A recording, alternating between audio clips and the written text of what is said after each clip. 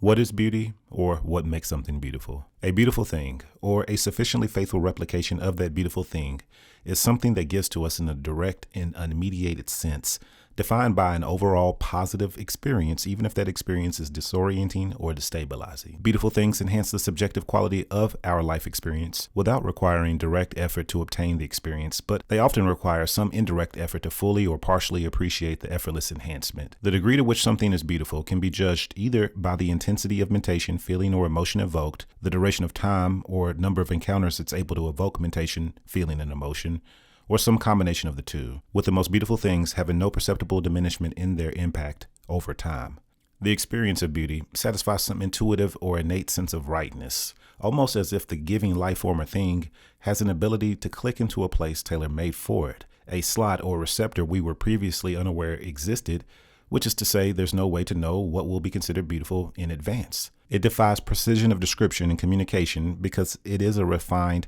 highly defined, or highly entropic subjective reality where even a small modification to the beautiful thing's aspects is infinitely more likely to diminish than enhance.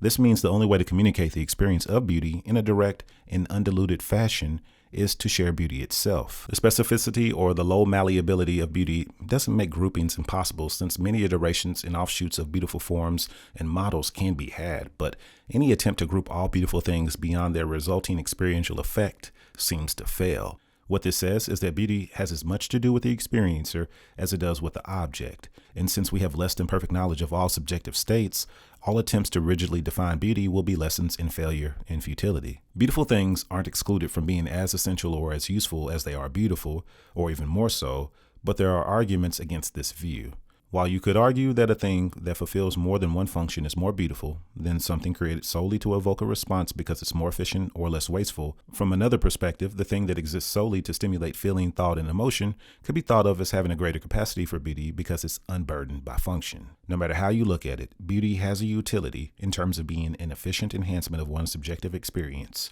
so far in excess of what's essential for survival that an ability to appreciate it or experience it at all may be a sign that we're in an ideal, more enlightened state, at least for that moment. That is to say, an increasing appreciation for beauty, a greater awareness and knowledge of an expanding array of beautiful things, is a reasonable indicator we're in an increasingly right state and advancing toward the apex of human experience and existence.